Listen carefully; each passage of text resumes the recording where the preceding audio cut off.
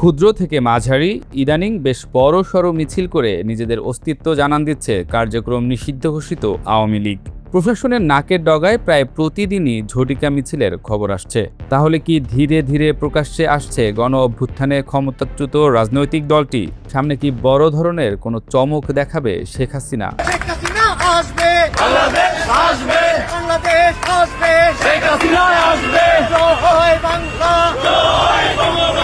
দিন দিন দীর্ঘ এবং অনেকটা নিয়মিত হয়ে উঠছে আওয়ামী লীগের মিছিল।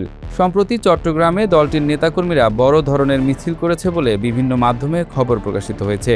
শুধু চট্টগ্রাম নয়, দেশের বিভিন্ন জেলাতেও প্রায় প্রতিদিনই কোথাও না কোথাও খণ্ড খণ্ড মিছিল, বিক্ষোভ কিংবা শোডাউনের খবর পাওয়া যাচ্ছে। রাজনৈতিক পর্যবেক্ষকদের মতে কয়েক মাস আগেও আওয়ামী লীগের সমর্থকরা গোপনে কিংবা মুখ ঢেকে ক্ষুদ্র ক্ষুদ্র মিছিল করেছে, কিন্তু সাম্প্রতিক সময়ে পরিস্থিতি বদলাতে শুরু করেছে।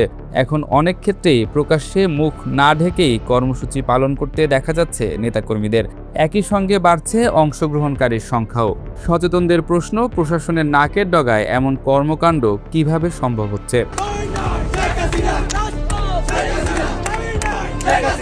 ভারতীয় কয়েকটি গণমাধ্যমে দেয়া সাক্ষাৎকারে বাংলাদেশের ক্ষমতাচ্যুত সাবেক প্রধানমন্ত্রী শেখ হাসিনা দেশে ফিরে বিচারের মুখোমুখি হওয়ার ইচ্ছার কথা জানিয়েছেন। ওইসব সাক্ষাৎকারে কোনো অনুশোচনা কিংবা বাংলাদেশের জনগণের কাছে ক্ষমাও চাননি। উল্টো মাথা উঁচু করে দেশে ফেরার কথা বলে নতুন করে আলোচনার খোরাকে পরিণত হয়েছেন শেখ হাসিনা। এরপর থেকেই আওয়ামী লীগের তৃণমূল পর্যায়ে নতুন করে সক্রিয়তার লক্ষণ দেখা যাচ্ছে বলে মনে করছেন রাজনৈতিক বিশ্লেষকরা। তাদের মতে দলের কর্মীদের মধ্যে এমন একটি বার্তা ছড়িয়ে দেয়া হচ্ছে যে দলের শীর্ষ নেতৃত্ব একসময় দেশে ফিরবে এবং আওয়ামী লীগ আবারও সাংগঠনিকভাবে ঘুরে দাঁড়াবে। এই বিশ্বাস থেকেই মাঠ পর্যায়ে কিছু নেতাকর্মী নিজেদের পুনর্গঠনের চেষ্টা করছেন। তবে বাস্তবতা নিয়ে প্রশ্ন তুলছেন অনেক বিশ্লেষক। তাদের ভাষ্যমতে রাজনৈতিক সংকটের সময় যারা দেশ ছেড়ে চলে গেছেন তাদের প্রত্যাবর্তনের সম্ভাবনা এবং রাজনৈতিক বাস্তবতা নিয়ে এখনও অনেক অনিশ্চয়তা রয়েছে।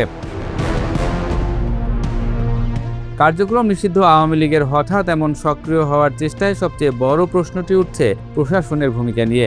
রাজনৈতিক বিশ্লেষকদের একাংশ মনে করেন দীর্ঘ 16 বছরের শাসনামলে প্রশাসনের বিভিন্ন স্তরে আওয়ামী লীগ প্রভাব বিস্তার করেছিল। ফলে সরকার পরিবর্তনের পরও সেই প্রশাসনিক কাঠামো রাতারাতি বদলে ফেলা সম্ভব নয়। তাদের মতে প্রশাসনে ব্যাপক রদবদল করা হলেও পুরনো প্রভাব পুরোপুরি দূর হয়নি। ফলে স্থানীয় পর্যায়ে অনেক ক্ষেত্রেই আগের আমলের প্রশাসনিক নেটওয়ার্ক এখনও কার্যকর থাকতে পারে। তবে এখানেই শেষ নয়। বিশ্লেষকদের কেউ কেউ আরও কঠিন প্রশ্ন তুলেছেন। যদি প্রশাসন সত্যি এসব কর্মসূচি প্রতিরোধে সক্রিয় থাকে তাহলে প্রকাশ্যে মিছিল করার সাহস কোথা থেকে আসছে?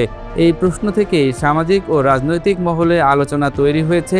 কোথাও কি প্রশাসনিক দুর্বলতা রয়েছে, নাকি স্থানীয় পর্যায়ে কোনো ধরনের নীরব প্রশ্রয় কাজ করছে? এদিকে আওয়ামী লীগের কয়েকজন পরিচিত নেতা সাম্প্রতিক সময়ে জামিনে মুক্ত হয়েছেন। এছাড়া আওয়ামী লীগের কিছু নেতার বক্তব্যেও দলটির সম্ভাব্য রাজনৈতিক প্রত্যাবর্তনের ইঙ্গিত পাওয়া যাচ্ছে। এসব বক্তব্য তৃণমূল কর্মীদের মধ্যে নতুন করে আশাবাদ তৈরি করছে বলে মনে করছেন পর্যবেক্ষকরা। বিশ্লেষকদের মতে আওয়ামী লীগের বর্তমান কর্মকাণ্ডকে শুধুমাত্র কয়েকটি বিচ্ছিন্ন মিছিল হিসেবে দেখার সুযোগ নেই। এটি মূলত একটি রাজনৈতিক বার্তা। তবে রাজনৈতিক বাস্তবতায় শুধু মিছিল করলেই কোনো দলের পুনরুত্থান নিশ্চিত হয় না। সাংগঠনিক শক্তি, জনসমর্থন, নেতৃত্বের গ্রহণযোগ্যতা এবং আইনি রাজনৈতিক পরিবেশ সবকিছু মিলিয়েই নির্ধারিত হবে ভবিষ্যৎ পথচলা।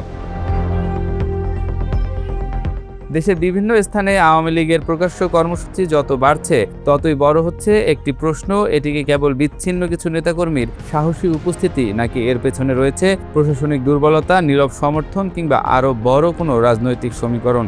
এই প্রশ্নের উত্তরই হয়তো আগামী দিনে বাংলাদেশের আওয়ামী লীগের রাজনীতির গতিপথ নির্ধারণ করবে।